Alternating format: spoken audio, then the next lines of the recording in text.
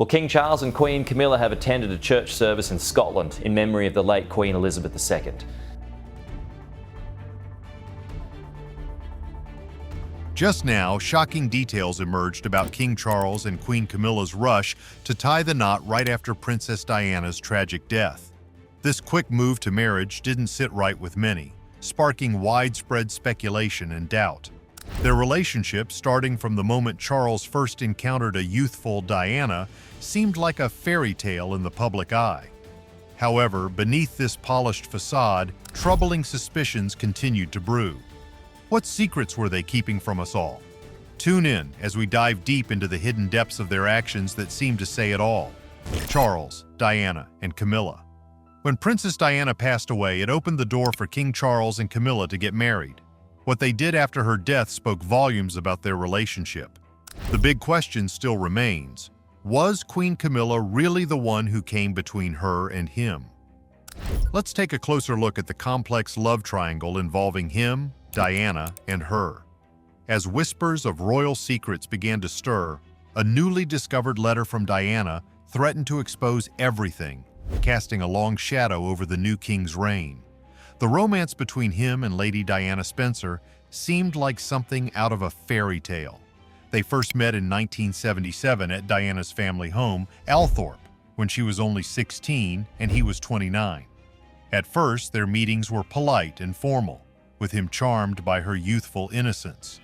It wasn't until 3 years later that their relationship really began.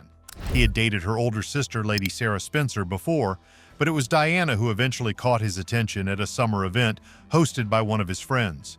He was drawn to her fresh spirit and honest nature, and they started spending more time together.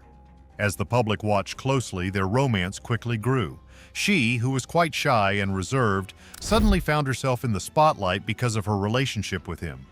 Interestingly, their romance was still new when she agreed to marry him in February 1981, just 6 months after they started dating. The engagement caused a media storm, and she was soon called the People's Princess for her charm and humble nature.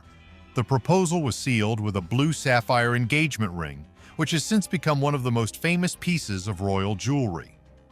Their wedding on July 29, 1981, was a huge event watched by over 750 million people worldwide.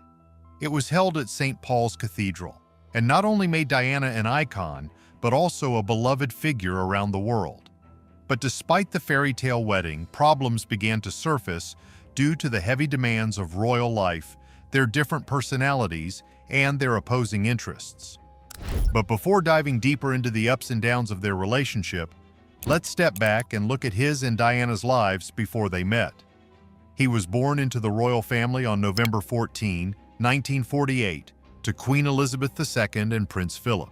He was destined to be the next king of Britain. His childhood was filled with tradition, including a strict education at the tough Gordonstoun School. His early life was all about duty and finding someone who could handle the pressures of royal life.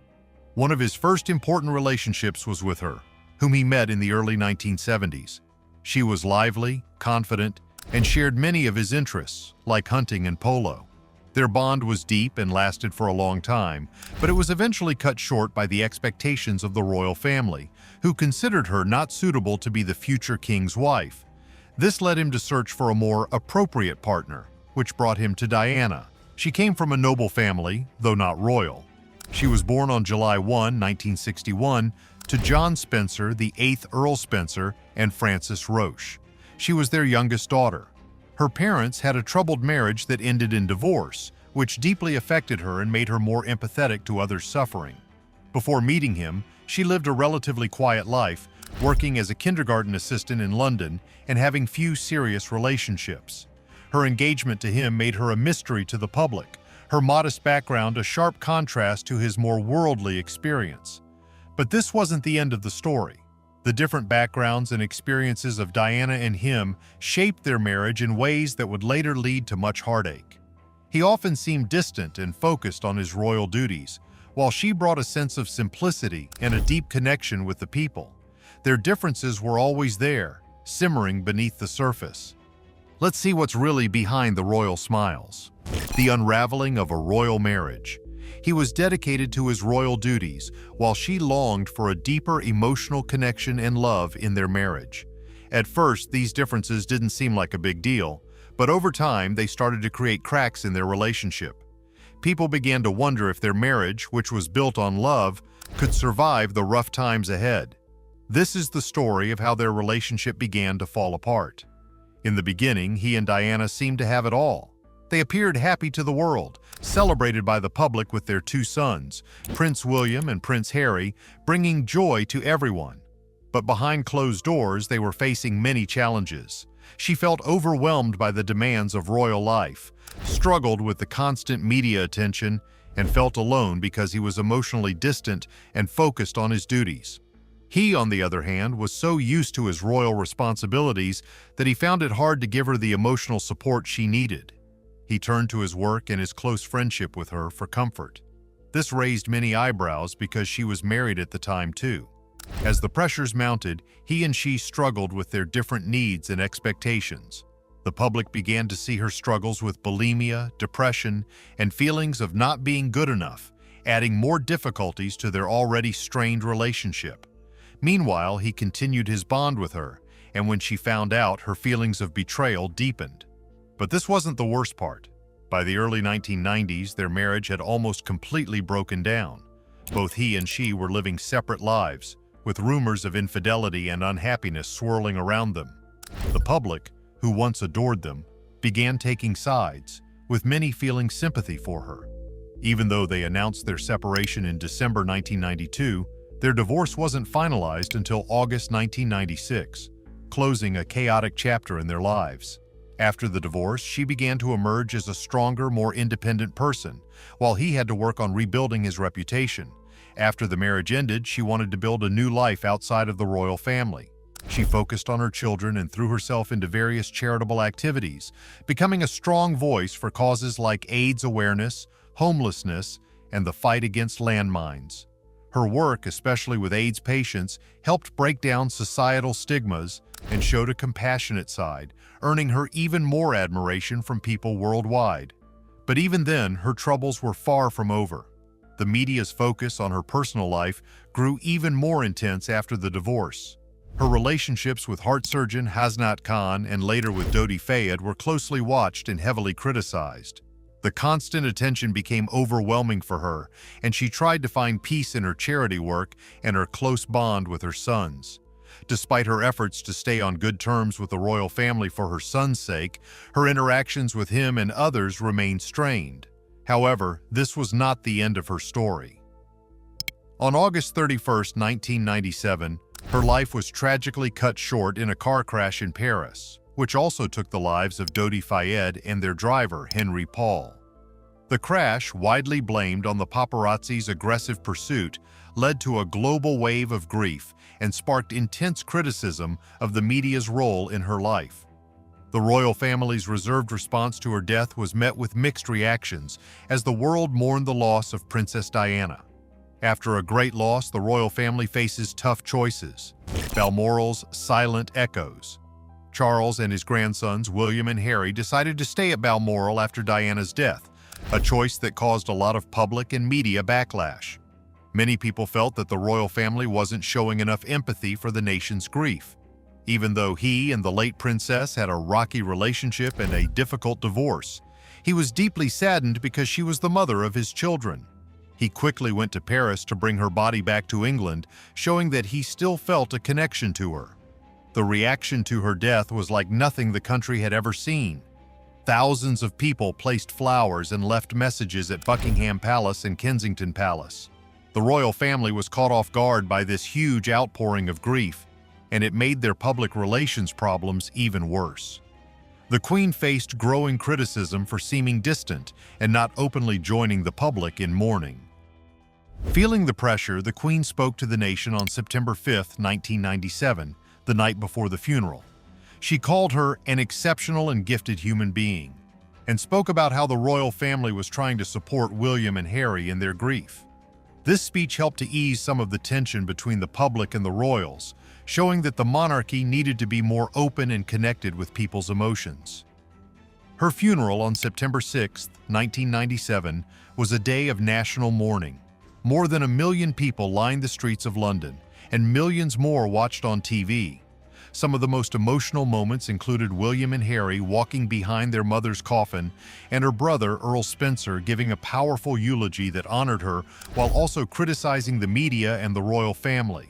Despite past scandals, they started appearing more in public together, showing their connection through their joint charity work focused on things like environmental issues, literacy, and healthcare.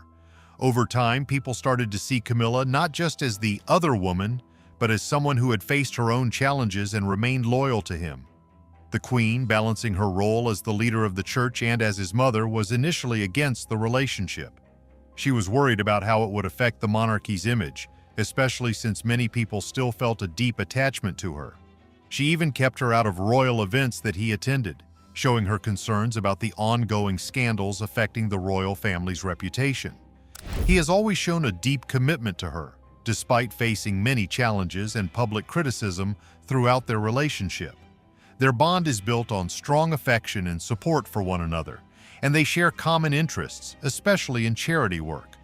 Together, they have been active in many charity events, supporting causes close to their hearts, like protecting the environment, improving health, and helping those in need. He is especially passionate about environmental issues, while she focuses on promoting literacy and fighting against domestic abuse. Their joint efforts have shaped public opinion, presenting them as a couple dedicated to helping society. But the journey hasn't been easy. They have managed to handle the complicated demands of royal life while staying true to what they believe in. Even with constant public attention, they have kept a humble approach to their royal duties, concentrating on the work they genuinely care about. This attitude has helped them become more accepted within the royal family and strengthened their connection. Initially criticized by the media, she began to win over the public with her genuine character and commitment to charitable causes. This shift in perception also helped people see him as more relatable and compassionate, with her steady support boosting his ambitious projects. Let's see how a challenging relationship changes royal rules. The personal triumphs in the palace. However, this wasn't the hardest part. Their relationship, often under scrutiny, has shown strength and a shared dedication to charity work, changing their public image into one of stability and mutual support. This has played a big part in their personal and shared achievements. But getting married wasn't straightforward, due to royal traditions and societal expectations that influenced the Queen's choices. Knowing that he was next in line for the throne, the Queen realized his happiness and stability were essential for the monarchy's future. At the same time, people's views on divorce and remarriage became more open after her death. As public opinion began to change, the Queen saw the stability she brought to his life and understood his need for a supportive partner for his future as king. In 2005, after much discussion with her advisors, the Queen agreed to their marriage. They had a simple civil ceremony at Windsor Guildhall, followed by a blessing at St. George's Chapel, attended by the Queen and other royals, marking her official acceptance into the royal family. But this was just the beginning of a series of adjustments. She was given the title of Duchess of Cornwall instead of Princess of Wales to respect her memory and to address the public's ongoing affection for the late princess. Additionally, it was decided that she would be known as Princess Consort when he becomes king. This decision was made to address public concerns and allow the monarchy to move forward without reopening old wounds. Their marriage marked an important moment in British royal history, demonstrating the monarchy's ability to adapt to changing societal values and the Queen's practical leadership. It also highlighted the importance of personal happiness and stability in a system often seen as distant and formal. But even now, not everyone is convinced. The British public's reaction to their union remains mixed, showing a wide range of feelings about this significant royal event. Over the years, how people feel about their marriage has changed a lot. At first, many were critical of their relationship and often blamed Camilla for the problems in their marriage. The intense media coverage and the lasting love for her made it hard for many to accept Camilla as a suitable partner for him. But as time went on and Charles and Camilla continued their public life together, opinions started to shift. Their steady involvement in public duties and dedication to charity work helped improve their image. Camilla, in particular, won over many people with her down-to-earth nature and her strong support for causes like literacy, animal rights, and help for victims of domestic abuse. In 2005, when they got married, there was a noticeable change in how the public felt. Some still had mixed feelings, especially those who cherished her memory, but more people began to see the genuine bond between them. Their continued presence at public events and their work for good causes further helped change their image. The media also played a big part in this change. Over the years, Camilla's image shifted from being seen as the cause of trouble in her marriage to a figure worthy of understanding. Documentaries, interviews, and public appearances by the couple showed them in a more positive and stable light. Today, most people view their marriage in a positive light, though some criticism remains. Their long-term relationship and shared efforts in serving the public have earned them a level of respect and acceptance, even though her memory still looms large. People have come to see their marriage as a natural step for two people who have faced many challenges together. Let's explore the royal family's hidden stories and treasures. The royal jewels unveiled. But this isn't the only thing that connects them to the past. The royal family's jewels are some of the most famous and valuable in the world, full of history and meaning. Each piece has a story and is linked to different royal figures. For example, her engagement ring is one of the most well-known pieces. She chose it herself, and it later went to Prince William, who gave it to Kate Middleton, keeping its story alive. She has also worn important pieces from the royal collection, like the Greville tiara, a beautiful piece created by Boucheron that once belonged to the Queen Mother. These jewels act as a link between different generations of the royal family, worn by various members and symbolizing royal elegance and tradition. But that's not the end of the story. These jewels do more than just make a statement at weddings and state events. They also carry messages of continuity and tradition. They show the wearer's rank within the royal family and connect them to the larger story of the monarchy, highlighting their roles as king and queen consort. Their connection to the royal collection highlights their important role and the continuing traditions of the royal family. Did you know there are rumors of a child born out of wedlock between King Charles and Camilla? Before diving into that, let's take a look at the reign of King Charles and Queen Camilla. When Charles became king in 2022 with Camilla as his queen consort, it was the result of a long and transformative journey for both of them. Charles, the longest-serving heir in British history, took on his new role with great responsibility and years of preparation. Her path to becoming queen consort was not straightforward. At first, she was supposed to take the lesser title of princess consort to respect Diana's memory and the public's feelings about her. But over time, as opinions changed and her charitable efforts gained recognition, she was given the title of queen. As king and queen consort, they faced the challenges of leading a modern monarchy in a constantly changing world. They shared values and a strong commitment to public service, even though their positions often came with limited privacy.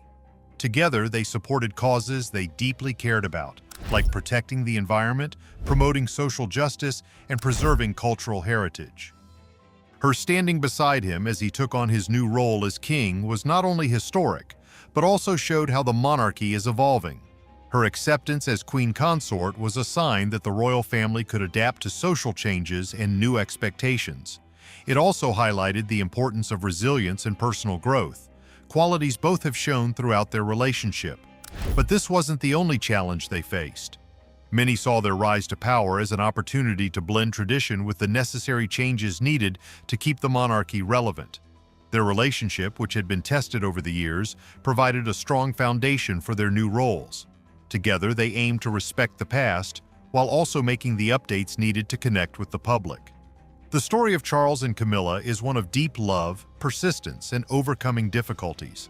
What was once a controversial relationship has now led to their positions as king and queen consort, reflecting the complex nature of life within the royal family and the ongoing changes within the British monarchy.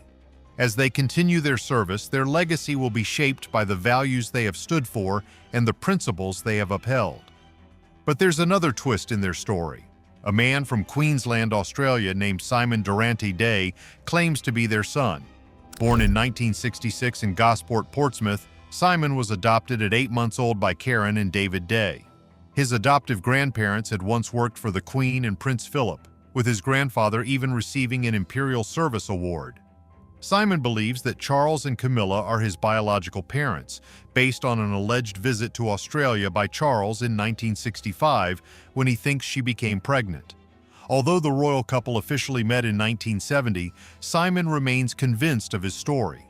Buckingham Palace has stayed silent on his claims, but as they plan a trip to Australia, Simon hopes to use this opportunity to challenge them legally, pushing for a paternity test to prove his heritage. What do you think about Simon Durante Day's claims? Are they possible or purely speculative? Like, comment, and subscribe for more intriguing discussions on royal controversies.